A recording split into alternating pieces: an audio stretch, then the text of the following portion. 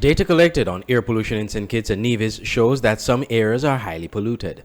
Some students of the Clarence Fitzroy Brand College, Cfbc, together with students from the University of Central Florida, UCF, conducted a research project on air and water quality in St. Kitts and Nevis during the summer and collated the data from the activity.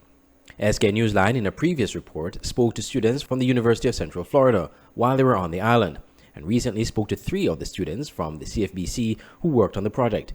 Each shared what they garnered from the research and how it can benefit St. Kitts and Nevis. My name is John Wynne Watson, a natural science student at CFBC.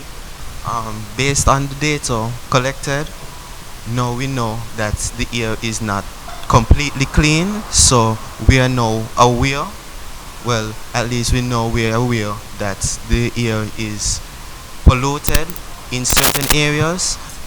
Some of the data collected showed high pollution in some areas, and from this information we could find a solution to counteract these problems.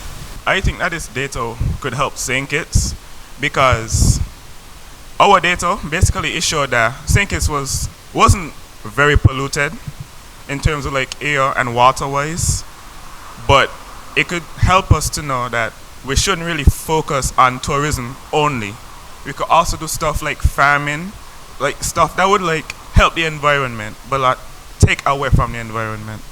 The students used a drone to gather air pollution data in certain areas, including South Frigate Bay, North Frigate Bay, Port Zante, the Connery area next to the landfill, Keys Beach, Charlestown Port in Nevis, and the Nevis landfill. They each shared their experience of how this research project impacted them.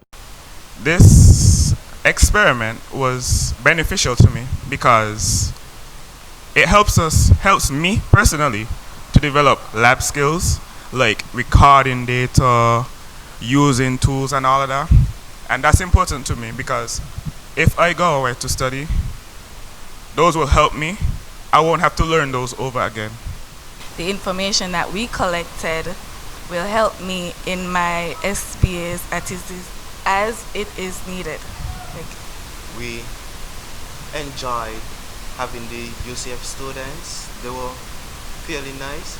We had a nice time flying the drones and going on WinFM and actually going out into the field collecting data. Meanwhile, Dr. Quincy Edwards, chemistry lecturer at the CFBC, explained how the research project came about. CFBC UCF Summer Research Project.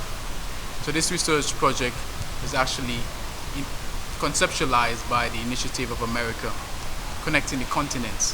So in 2008, Professor Hamilton and also Professor Stebbins from the University of Central Florida, they came to St. Kitts and Nevis basically to plan this research project.